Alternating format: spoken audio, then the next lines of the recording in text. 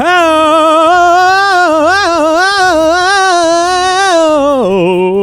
there, folks. How are you doing today? Welcome back to this little world where we play. Together, you and I will make great things.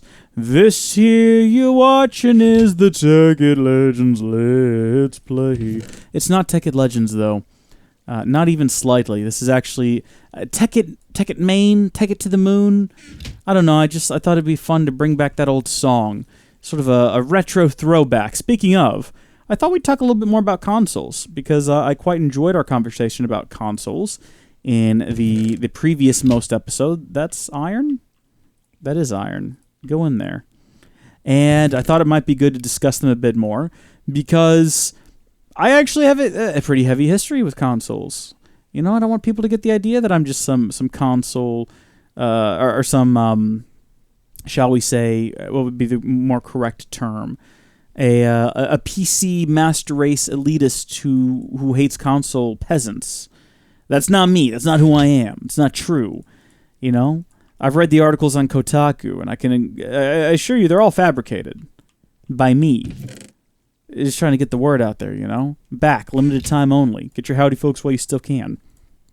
No, my earliest days in gaming were watching my sister and her friend, our neighbor, definitely her friend too, not mine. They were friends, I didn't care for her, but they would play Super Mario Brothers in I think it was actually the Mario Brothers collection, if I remember correctly. I think it was Super Mario Brothers All-Stars on the SNES. So it was like the 16-bit ports of, Mario Brothers 1, 2, 3, I think the Lost Levels, which was actually the original Mario Brothers 2.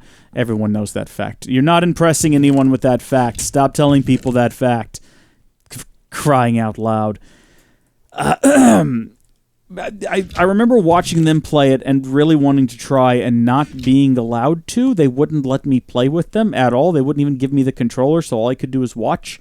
And I really have just the most distinct memory of them playing through like the first level of Mario Brothers 3 and being like, this is incredible.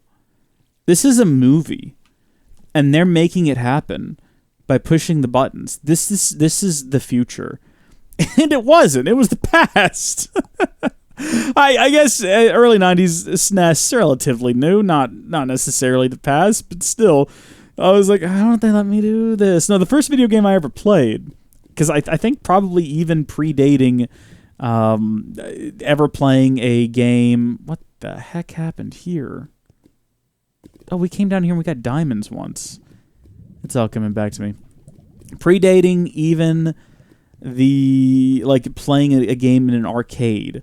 I think the first game I ever played was a skiing game on a Windows 3.1, my parents say, I say Windows 95 computer, at my uncle's house.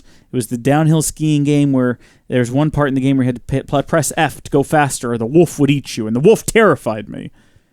So I was a bit of a PC gamer, and I started playing games. We ended up getting that same computer, and I played a number of games on it. I ended up getting a Windows 98 PC. I think it was a gateway. Played a ton of games on it. And that's where I played my games growing up, was just on the PC. Not because I didn't want a console. I remember going over to my cousin's house once, and they had an N64.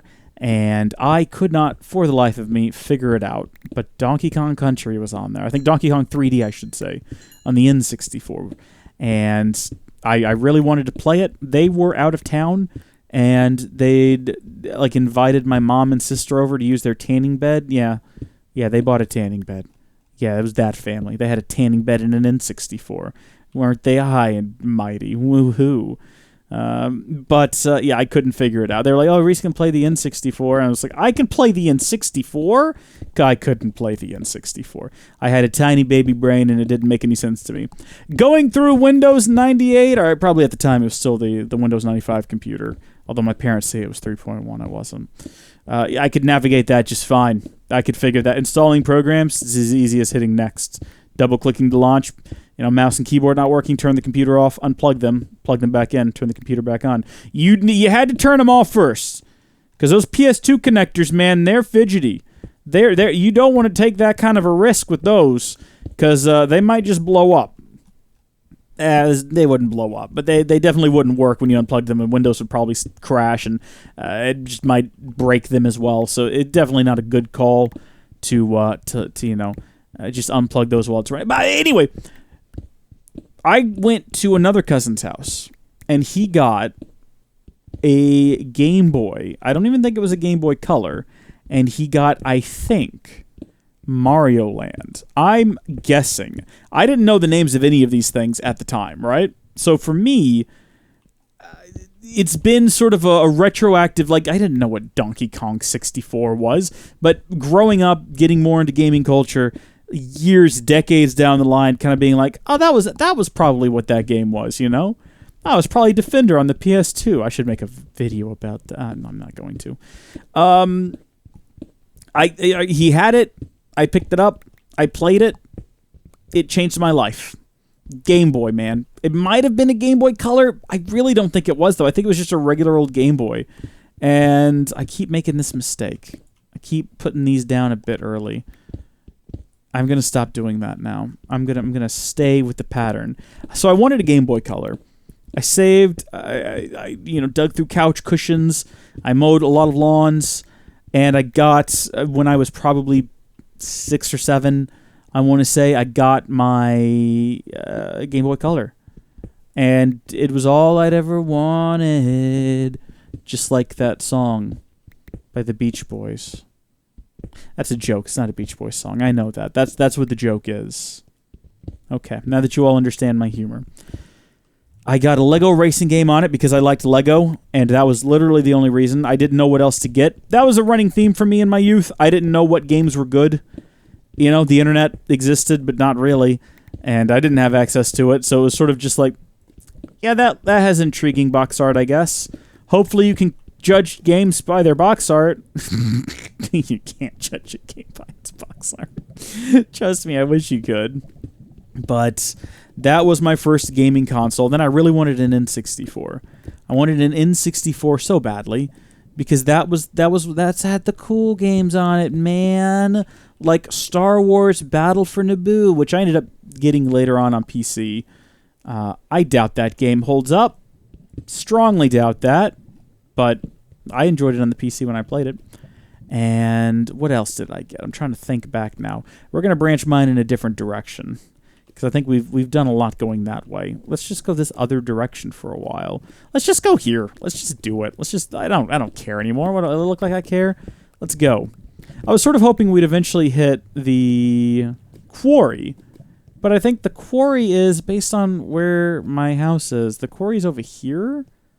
Probably like through here somewhere? Maybe not even that far. I'm trying to use the roof up top, or the map up top to determine where the quarry is. Wait a minute. Is it that way? No. Wait. Oh, that line going through the map is my wall. Okay, that's what that is. So the quarry's here? Where's... I don't... We're gonna... Really wanted an N64. Saved up the money for the N64. Someone at work, someone who worked with my dad, told my dad, hey, the N64 is toast. The N64 was not toast. It was a little while. It was quite a while after that the GameCube actually came out. But whatever. We instead went into a Toys R Us and bought a Sega Dreamcast on clearance, $50. What? Now look, I love my Dreamcast, right? And I've had a lot of fun with it. But there's just a rich irony to being like, don't buy the N64. Get something else. The N64 is outdated. Get a Dreamcast. Now, no one told us to get a Dreamcast. I wanted an N64. I walked in there with the intention of getting an N64. But my dad is the kind of man, bless him. We grew up living under the U.S. poverty line for my entire youth, and I never knew it. And I don't think my dad would have... He'd never suffered a day like that, because that was how, his family was not wealthy at all growing up. So... always looking for a deal. Always looking to save a buck. Walk in there. Hey, Reese, this one's on sale. $50. Why don't you get that? You can get a game, too, if you do that. What? What is this? What's going on here? What? Apparently I've been here before. Interesting. Very interesting. It's not that interesting. You can get a game, too, if you do that. I was like, well, Dad, you make a good point. It would be nice to have a game to go along with the system that I'm buying, so I guess I'll do that. And I bought...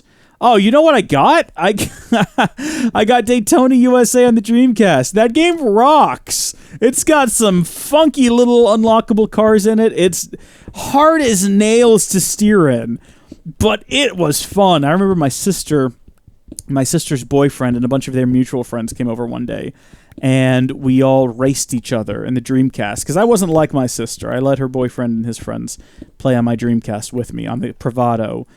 Is that the correct term? Under the provision, I think Bravado, yeah, that they allow me to play with them, and I smoked them all in the game. And you might say, well, yeah, you played it more. No, you don't understand. That game was tough as nails, man. That I had legitimate skill at that. I knew how to drift around those corners. I don't think drifting was meant to be a mechanic in that game, but you better learn how to do it, buddy, because you're going to have a hard time otherwise. So that was fun. Jedi Power Battles, even though I've now bought 2 copies of that game, and they both just stop working after a while, even though I don't think anything wrong with the discs. I think they just, they're not even scratched. They just stop working. I think I have a theory as to why, because it turned out to be very easy to pirate games for the Dreamcast. Unfortunately, the method for pirating them involved burning them to a format that was not meant for games. It was meant for like interactive sing-along DVDs or something like that. Only 6 of them were ever made. They were sold in Japan. It was a waste of money. They should never have done it because it ended up compromising the security of the system, and it made it real easy to just pirate games. And I bought Star Wars Demolition on eBay. I got a pirated game. It just had a white label on it. I was pissed. I told my mom, I was like, this is a bootleg. I would have been probably 10, right at 10 when this happened. So I got my, 6 or so. I got a Game Boy Color. Around 10, I got my real home console, the Dreamcast. I was so pissed about it. I was like, Mom, report this to eBay and get them all fired. I want the real thing. And she didn't do anything, and I just ended up playing that. And the problem is, because games weren't designed to be burned to that format, it would basically kill your disk drive after a while of having, because the way it read data with that format, it just caused more stress and strain to the laser grid and everything, so it died eventually. But the Dreamcast never stopped working. It was just, for some reason, specifically Jedi Power Battles was like, I don't work anymore. And then I got another copy, and it was like, I don't work either. And that's the only thing I can figure out that might have caused it, was that issue in that one game that I bought unintentionally bootleg. So that was my... You know what I remember with that one? First gaming system we ever had. That was around the time that I was starting to realize that not only did my parents not know everything, they really didn't know certain things. And I remember getting that, and I got home with it. And my mom told me, don't open that box, Reese. Don't open up your Dreamcast. Your dad's got to help you set it up. Dad doesn't know anything about setting up a Dreamcast. Dad set up exactly the same number of Dreamcasts as I have. But this was, my parents, bless them, they're from a different generation. Setting up a VCR was like a nightmare experience that they dreaded. They'd rather just buy a TV with one built in, and if, either the screen breaks or the VCR breaks, buy another one with it built in. Screw it. It's too complicated. There's too many cables. And so they were like, don't you open that up, Reese, till Dad can help you. Let me get home from work. I was like, yes, I did buy it with my dad. We were on vacation. And then when we got back home, Dad went to work. And I was like, I'm hooking this thing up. So cell phones were a rather new and novel thing. So Mom was talking to my dad at work on his cell phone.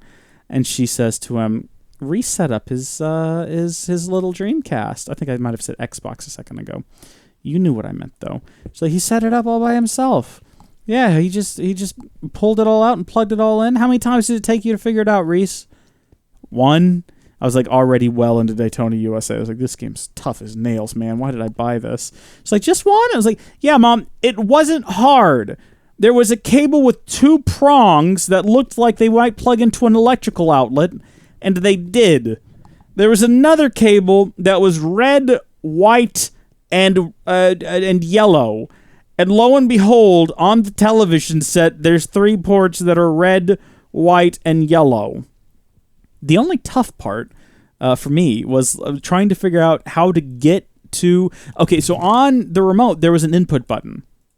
We literally never used the input button up until that point. Didn't know what it did. Had no idea what the function of an input button was. Never had a reason to know. Never had a reason to use it. You get a VCR, you plug it in with a coaxial cable. Yeah. And you turn it to channel 4 or channel 3 sometimes as well. So I never knew what the input button was for, but in the back of my mind, I always had a guess. I was like, this is going to be for plugging in like a console. This is going to be for plugging in my N64 when I get it. I still don't have an N64. One of these days, though. One of these days. But I remember I plugged it in there. I went over, I grabbed the input button, I pushed it, and I went to aux, or auxiliary, and boom, the Dreamcast was up, and I was like, oh, happy day when Jesus washed. Oh, and he washed my cares away. Oh, happy day. It was that exciting for me. It was such a thrilling experience to finally be able to play a console game. But setting that up was a breeze. It wasn't difficult at all. My parents are like that, though. Yours might be, too. I remember they went and they got one of those little plug-and-play console things. I think I got one for Christmas. My dad loved it. It had Dig Dug on it. It had Pac-Man. He was so excited. And I remember him talking to some of his old friends. You know, old people have old people friends. He's like, I like those a lot more than these systems. These kids are... It's only got, the one set of cables. You just plug into the TV, it's got batteries. I was like, yeah, Dad. That's way easier than the standard console with its 2 sets of cables, one of which is a power cord. That's the difference. You got a console, you got a power cord and a cord that plugs into the TV. You got a plug and play, you got the cord that plugs into the TV. I would argue of the 2 cords, the one that plugs into the TV is the most complicated. And that's the one the plug and play chooses to keep. What do you mean it's more simple? What are you talking about? Old people be old, though. They be old. What can you do? I'm sure someday my grandkids are going to be yelling at me like, Grandpa, what do you mean you don't know how to set up your HoloLens? What do you mean you don't know how to get into the real hard chat? That's like VR, but it's real. It's not virtual reality. It's real reality, baby. What do you mean, Grandpa? Apparently I've been here too. How did I get access to this place, and when did I do it? I gotta figure out where this place is. It doesn't make any sense. I also want to get to that green stuff up there. So, anyway, I got a console, and I was quite pleased with it until I couldn't find games for it anywhere. And if you owned a Dreamcast in the late 90s, early 2000s, you'll know that was shortly after the Dreamcast released, because Sega realized they couldn't do this anymore. So they became a third-party developer instead of making their own systems, and it became impossible. The only place I could find Dreamcast games was there was a rather large GameStop, a rather large drive away from me, and they had them. That was a cool GameStop too. That was back in the day when GameStop used to be tight. I remember going in there and they would have N64s bundled with like 2 controllers and some like multiplayer games, like Mario Kart and Mario Smash Brothers. It's not called Mario Smash Brothers, but you know what I mean. And they'd be, like, hey, you want this? $40. Just be up in the side of the building because they had a bunch of newer stuff and they were trying to clear out stock. But the store was huge. It had everything. It was amazing. Man, do I miss those days. It kind of reminds me of what sort of the modern, like, retro game stores have become. It's kind of like the same vibe you get if you walk into, like, a game, what Game Exchange or something. That's the sort of vibes you get from it. So that's cool. Appreciate that. But, I couldn't, I wanted a PlayStation 2. My friend got a PlayStation 2. It looked way better.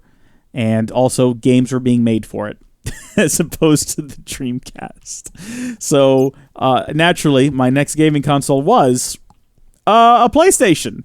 Not a PlayStation 2, though. The original gray PlayStation. Because I couldn't afford a PS2, and I was impatient, and I wanted to play video games, dadgummit. We still had a Windows 95 computer, and there was nothing great going on there.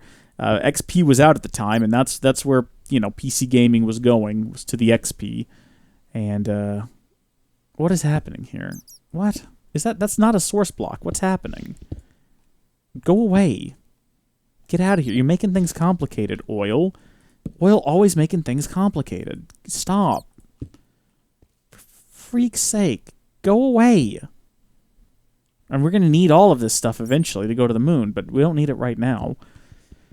So I really wanted a PS2. I ended up getting a regular old PlayStation, which I then flipped for a PS1 with an LCD screen.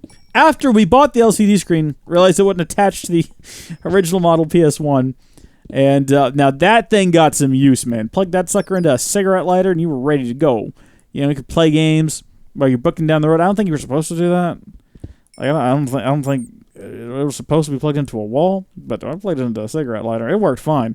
I played games going down the road. I never once got a scratch disc. The system never caught fire. I loved that thing all the way up until the moment where I finally traded in for a PS2. And that was cool because I went somewhere with my dad that day, and I'd helped him out to do something, and we were on our way, back home. He said, "Hey, why don't we swing by that big fancy GameStop you like and just have a look around?" And we got in there, and he's like, "How much? Wait, hold on. No, wait. No, that could... Am I misremembering my own memory? I traded in my PS1 for that. Maybe I brought it with us? In any case, I traded it in. I think I had $100, and he made up the difference. And that day I went home with a PlayStation 2. And my sister immediately broke it. She got mad at me. She tried to pull the controller out of it. This was in a hotel room. My cousin was there. It fell to the ground. It completely just... The whole top section of it, you remember it was kind of broken up into...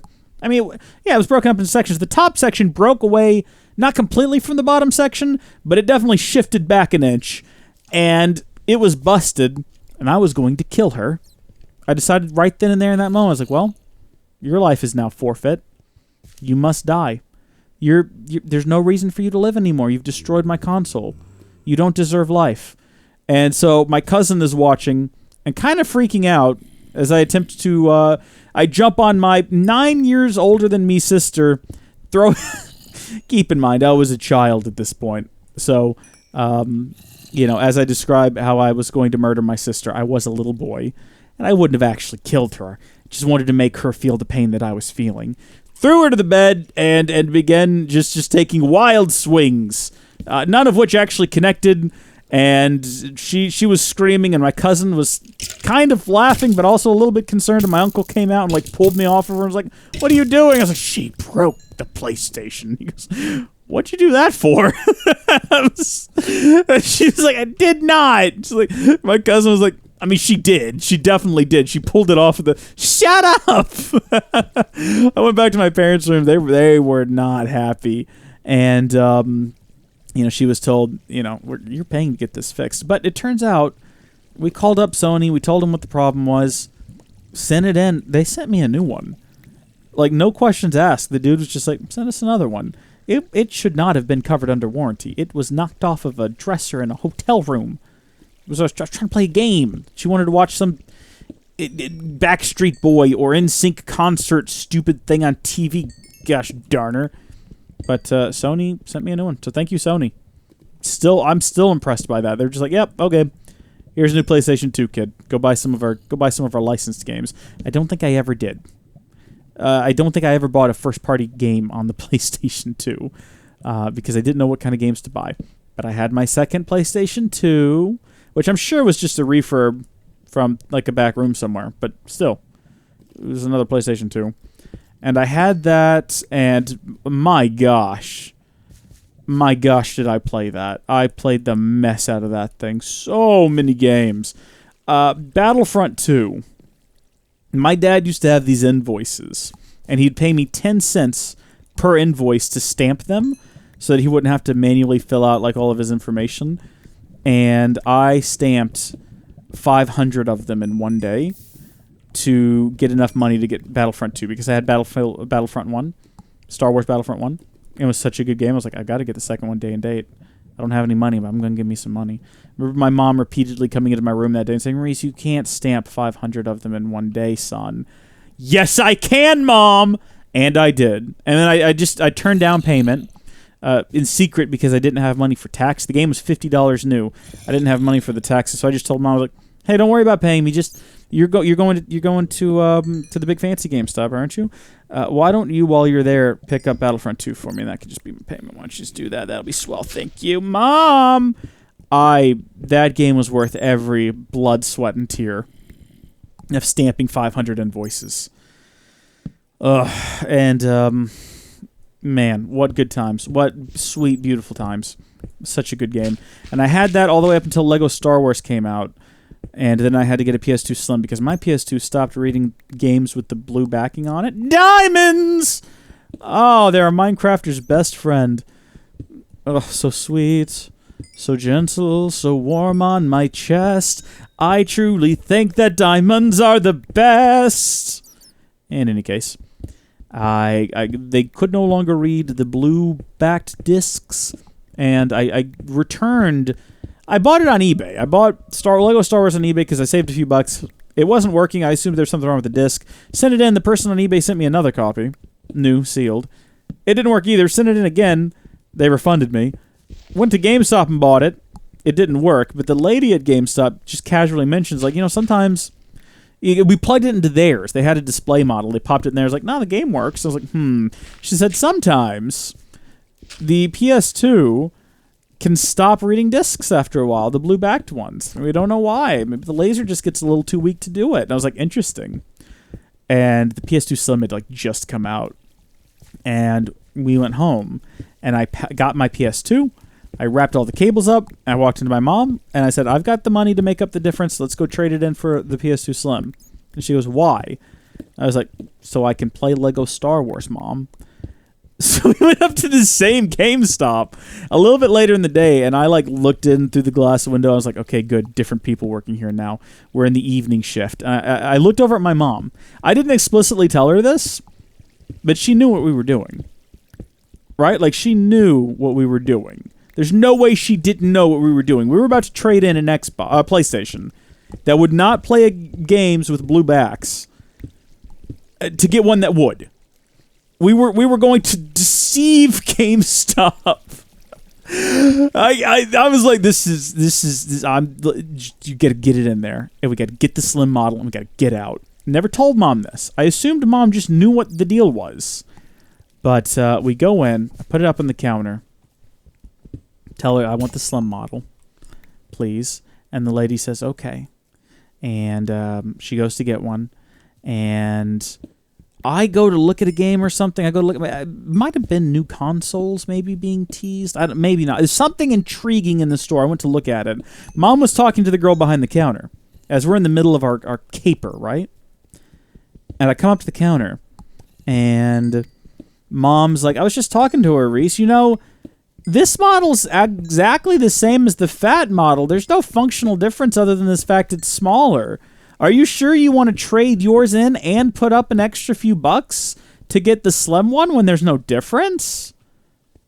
And I just looked at her with that look that you give a toddler who just suggested, why don't we eat, food through our nose? It's like, woman, what is actually wrong with you? You know what, this is a caper. You know this. You know why we're here. We are here to do a deception. We're here to get me a PlayStation that works. That's the whole purpose of all of this. Why are you making... What is wrong with you? I'm just staring at her. I'm like, what? I'm sure this is what I want, Mom. It's just the only response I could muster was just to be completely just shocked and beside myself and be like, yes, Mom. That's what's happening. And then I got home with my Slim model, and I sat in the corner hiding from the living room TV with my own little 13-inch big old fat tube TV, and I played Lego Star Wars on my PS2 Slim while my brother, who was maybe 5 years old at the time, watched Jurassic Park. He loved it. It terrified me. I'm older than him. I was 12. I would have been 12 because I'm 7 years older than him. And I was like, isn't that scary? And he was like, no. Are you scared of it? And I was like, yes. And he goes, you're a baby. Like, boy, don't you... You're not wrong, but don't you... Then it came time for the next-gen systems.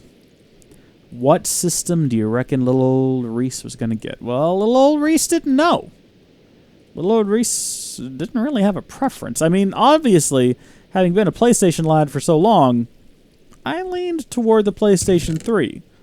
I remember going into a Wally World, or a Walmart, and looking at one on display, and just thinking, this is real life. These graphics, this is the real world I'm looking at. It cannot get any better. And it sounds like I'm exaggerating. I'm not. That is genuinely how I felt looking at the graphics running on this thing. I was like, oh my gosh, the PS3. Unfortunately, well, I don't know why I say unfortunately. Those things were very expensive, and especially at launch. I did not get one at launch, you best believe it. But, man, my friends all had Xboxes. And I remember going over to a friend's house, and it was the first time I'd ever seen an Xbox, and it was the 360, brand new. And I remember the coolest thing I'd ever seen on a console in my life. He hit the Xbox button, and he went back to the dashboard, and he turned on a song, and he played that song while we played Halo, and I'd never played Halo before. And I was just blown away that this was a thing you could... You can play music while you're playing your games? What? That's just incredible. So... Halo was intriguing. We, at that point, were going over to each other's houses, like me and all my friends, to play games split screen still. We didn't have Xbox Live. Not all of us had Xboxes yet. But when we went over, we played 360. And at first, I thought the controller was funky, but then I realized this is where the thumb should go. PlayStation's been getting it wrong and continues to get it wrong. Nintendo figured it out. Nintendo knows where the thumbstick goes nowadays. Why can't Sony figure it out? But, man, I got time to Christmas, right? Mid-teens, I think I was, maybe early teens. I remember just going up to my parents and being like, look, I don't care which one. Leaning towards PlayStation, because that's what I've had. You know, I've had the PS1, I've had the PS2, played the mess out of the PS2. Blu-rays seem interesting. I should have mentioned that was also like our DVD player for the longest time was my PlayStation 2. That's what we watched DVDs on. What got my PlayStation 2 in the same night, my parents went and dug through a bin of DVDs and came home with Ernest Goes to Camp. And it was amazing. But I was like, just you make the decision. They came back with an Xbox 360 Elite. And never looked back. But that's where we're going to stop it for today. I think next time we'll probably make Magnum torches. Till then, bye!